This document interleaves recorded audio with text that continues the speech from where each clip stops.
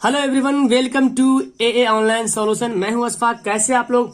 तो उम्मीद कर रहा हूं कि मैं जितनी सारी वीडियोस अपलोड कर रहा हूं आप उसको जरूर याद कर रहे होंगे। तो इस वीडियो में आपको history, political science, economic, geography और डिजास्टर मैनेजमेंट का सवाल मिलने वाला है। टोटल इस वीडियो में ज्यादा सवाल है, 4 ही सवाल है फिलहाल, है ना। तो आपको ये 5 लेसन कवर करना है सोशल के लिए, जो कि काफी लंबा सब्जेक्ट है। तो एक बार तो सवाल नहीं हो पाएगा। ये ऐसा सवाल है जो प्रश्न आपको बहुत बार पूछा गया इम्तिहान में। तो जाहिर सी बात है, लाजमी है कि इन सभी सवाल को आप याद कीजिए। और मैं आपसे यही एक्सपेक्ट कर रहा हूं कि आप जितने सारे वीडियो में आप डेली 9:30 दिन में डेली वीडियो जा रही, क्या आप उन सभी क्वेश्चंस को याद कर रहे हैं? अगर याद कर रहे हैं तो मैं समझूंगा कि मेरी जो मेहनत है वो कामयाब हो रही है। ठीक है, चलिए स्टार्ट करते हैं। सबसे पहला सवाल आपके सामने हाजिर है। विश्व बाजार से आप क्या समझते हैं? इसका उदय और विकास कैसे हुआ? विश्व बाजार से आप क्या समझते हैं? इसका उदय और विकास कैसे हुआ? देखिए, ये हिस्ट्री का सवाल है। विश्व बाजार का अर्थ वैसे अंतर्राष्ट्रीय बाजार से है जहां विश्व के विभिन्न देशों के व्यापारी सामानों की खरीद बिक्री करते हैं। विश्व बाजार का मतलब होता है वर्ल्ड मार्केट। क्या समझते हैं? वर्ल्ड मार्केट मतलब एक ऐसा बाजार जैसे कि आपके घर में, सॉरी, आपके जो मार्केट में, आपके गांव में या आपके शहर में मार्केट में जो बाजार होती है, आप वो उसी इलाके के लोग वहां पे सब्जी वगैरह जो भी बेची करते हैं, बेचते हैं। ठीक है, लेकिन विश्व बाजार में ऐसा नहीं होता है। विश्व बाजार में क्या होता है कि एक मार्केट लगता है, एक बाजार होता है जो अंतरराष्ट्रीय, इंटरनेशनल लेवल पर, यानी कि हर देश का व्यापारी जो उस वहां पे जो है खरीद बिक्री करते हैं सामान को, उसको बोलते हैं विश्व बाजार। तो विश्व बाजार से आप क्या समझते हैं? तो मतलब ये आम फहम लफ्ज में आपको समझा दिया हूं कि मतलब एक ऐसा बाजार जो इंटरनेशनल लेवल पर मार्केट किया जाता है। हर देश के अलग अलग व्यापारी आते हैं, सामान की खरीद और बिक्री करते हैं। तो ये बोला जा रहा है कि विश्व बाजार का अर्थ क्या है? वैसे अंतर्राष्ट्रीय बाजार से है जहां विश्व के विभिन्न देशों के व्यापारी सामानों की खरीद बिक्री करते हैं। आधुनिक यूरोप में गोलिक खोजों, पुनर्जागरण, राष्ट्रीय राज्यों के उदय एवं वाणिज्यवाद की उत्पत्ति बाद विश्व बाजार का तेजी से विकास हुआ। यानी कि जब आधुनिक यूरोप में गोलिक खोजों, पुनर्जागरण हुआ, है ना, नए नए चीज का आविष्कार हुआ, राष्ट्र राज्यों का उदय हुआ, वाणिज्यवाद और की उत्पत्ति बाद विश्व बाजार की तेजी से विकास हुआ। मतलब कि नए नए चीजों का आविष्कार हुआ। तो जैसे जैसे चीजों का आविष्कार होते गया, लोगों की आवश्यकताएं वैसे वैसे क्या हो गई, बढ़ते चलेगी। जब लोगों की आवश्यकताएं बढ़ेगी तो विश्व बाजार तेजी से विकास हुआ। औद्योगिक क्रांति ने विश्व बाजार का तो विस्तार कर दिया। विश्व बाजार को विस्तार कर दे करेंगे। ठीक है, मतलब जो आधुनिक क्रांति हुई है ना, आधुनिक क्रांति हुई, इससे जो विश्व बाजार को काफी विस्तार हुआ। विश्व बाजार जो काफी फैला, काफी बढ़ा।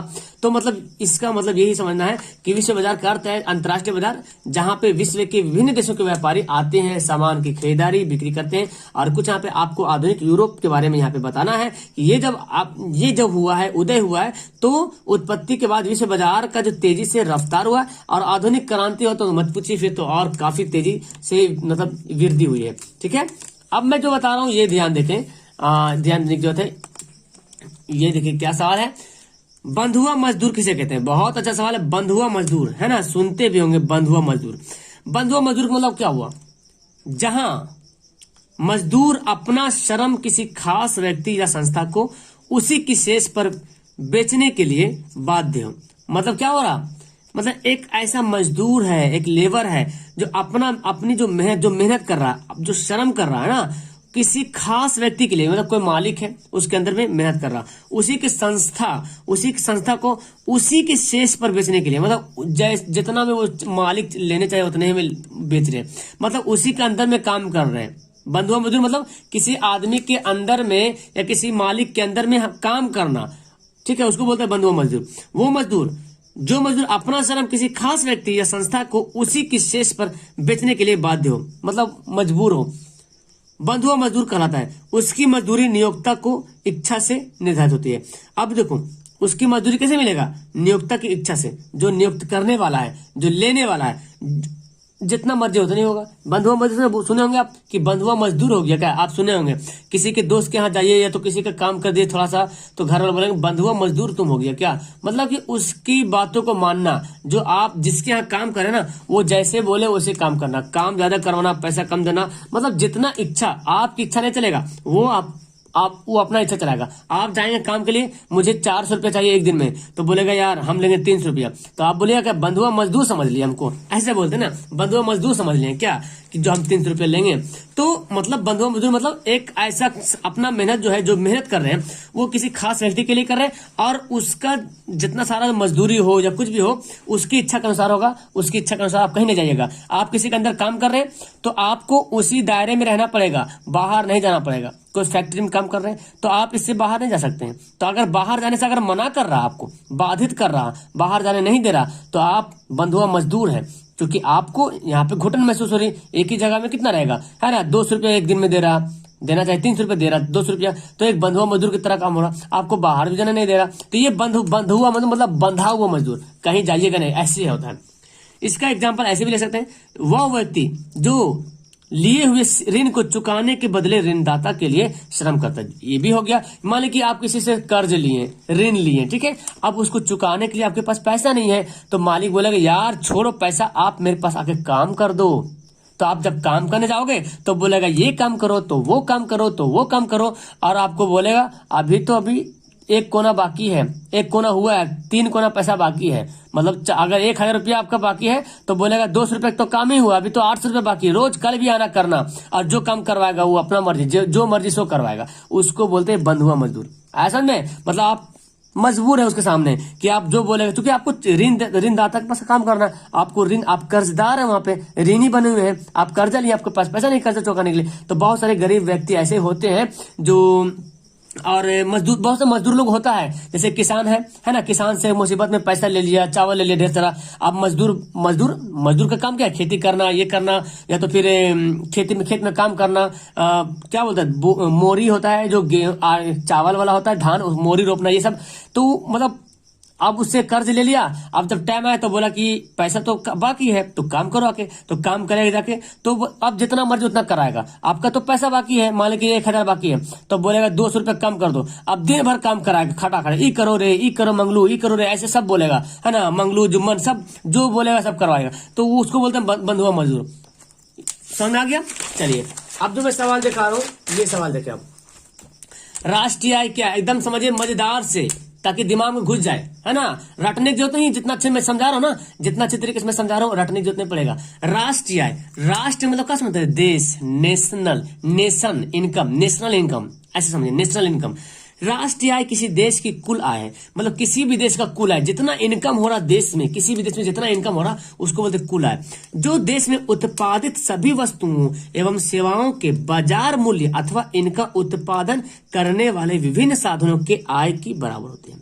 क्या बोल रहा कि देश, राष्ट्रीय आय जो है किसी देश का कुल आय है, जो देश में उत्पादित सभी वस्तुओं, मतलब देश में जितने सारे प्रोडक्ट जो है उत्पादन किया जा रहा, जो भी सामान बन रहा, उत्पादन हो रहा, उससे जो इनकम हो रहा, और जो सेवाएं हैं, सेवा मतलब समझ रहे, रेल यात्रा, बैंक जो भी है, उन सेवाओं से जो इनकम हो रहा, सेवाओं के बाजार मूल्य अथवा इनका उत्पादन करने वाले विभिन्न साधनों की आय। अब इस वस्तुओं को उत्पादन करने वाले जो आय है, उससे जो इनकम हो रहा है ना, उन सभी का आय जो है क्या हो रहा, राष्ट्रीय आय कहलाता है। मतलब देश में कुल उत्पादन वस्तुएं और सेवाओं का जो अर्निंग हो रहा, जो कमाई हो रहा, किसी भी वस्तु के उत्पादन करने से और कोई भी सेवा करने से जो सेवा हो रहा है, उससे जो इनकम हो रहा, तो वो क्या कहलाएगा, राष्ट्रीय आय कहलाएगा, नेशनल आय। अब जिस देश का राष्ट्रीय आय ज्यादा होगा, उस देश की प्रति व्यक्ति आय ज्यादा होगा, वो देश विकसित देश कहलाएगा, है ना। अब जिस देश का राष्ट्रीय आय कम होगा तो प्रति व्यक्ति आय भी कम होगा, है ना। प्रति व्यक्ति आय कम होगा तो फिर देख रहे हैं, मतलब वो विकासशील देश होगा या तो अविकसित देश होगा, ठीक है। तो प्रति व्यक्ति आय ज्यादा, ये आपको पता चलता है कि राष्ट्रीय आय जो है ज्यादा है और देश विकसित देश है। भारत में देखें तो भारत में आपको देखें तो ये हमारा भारत विकसित देश नहीं बल्कि विकासशील देश है, विकास की ओर बढ़ रहा है, पता नहीं कब तक बढ़ेगा। तो दुआ है खुदा से कि जल्दी से विकसित देश हो जाए हमारा देश। और आपको पता है कि गोवा जो है सबसे पहला राज्य है जो जहाँ की राष्ट्रीय प्रति व्यक्ति आय सबसे ज्यादा है, क्योंकि वहां का आबादी भी कम है, तो जाहिर सी बात है। और बिहार जो है सबसे कम आता है। और विकसित देश में बहुत सारा विकसित देश आता है, जैसे कि अमेरिका हो गया, जापान हो गया, बहुत सारा है। चलिए तो समझ में आ गया राष्ट्रीय आय क्या है। अब देखिए ये एक सवाल है, सूखे के समय मृदा की नमी को कैसे बचाएंगे। सूखा आ जाएगा, सुखाड़ आ जाएगा, बाढ़ नहीं बल्कि सुखाड़ आ जाएगा। तो मृदा की नमी, मट्टी की जो जो जिसमें गेहूं रोपेंगे, चावल रोपेंगे, तो उसकी नमी जो होता है उसको कैसे बचाइएगा कि वो हमारा फसल मजबूत रहे और फसल भी हो सके। तो आप एक दिमाग लगाइए। क्या दिमाग लगाइएगा? आपको दिमाग लगाना होगा ये, धूप की तीव्रता से बचाने के लिए खेत में घास लगा दीजिएगा, है ना। बहुत बहुत इंपॉर्टेंट है कि धूप, खेत को हमको बचाना है तो क्या करते हैं, घास रोप देते हैं। और घास नहीं तो बहुत से लोग पता दाल रोप देते हैं, दाल हो गया या कुछ और रोप दिया, या तो कुछ ऐसा रोप दिया जो जानवर खावे, है ना, जानवर खाए, कुछ जानवर खाने वाला घास रोप दिया, ताकि देश की जो मृदा है ना, मृदा की मिट्टी जो है नमी बने रहे, ताकि हम चाहें तो उसमें जो कुछ उगाना चाहे उगा सकते हैं। छायादार पौधों को लगाए, अगर वहां पे छायादार, खेत के पास जो छायादार पौधे लगाइएगा तो वो वहां की मिट्टी क्या रहेगा, नमी रहेगा। दिन में खेत को पुआल से ढका मृदा की नमी को सुरक्षित किया जा सकता है।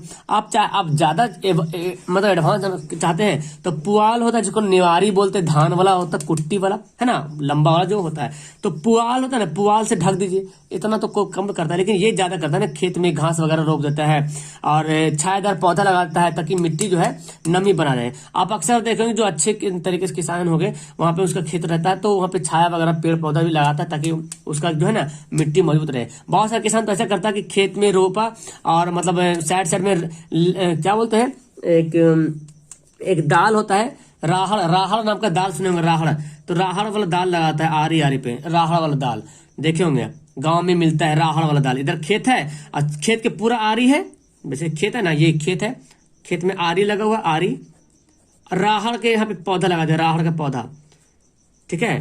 अब पूरा जो है ना यहाँ पे मिट्टी जो है यहाँ पे कंट्रोल किया हुआ है, अब पूरा फसल है। तो ऐसे भी करते लोग ताकि एक दोनों फायदा हो जाएगा, मिट्टी भी नमी रहेगा और आपका यहाँ खेत भी मतलब रहेगा, आपका दाल भी उग जाएगा। तो इस तरह से आपको फायदा यहाँ पे उठा सकते हैं।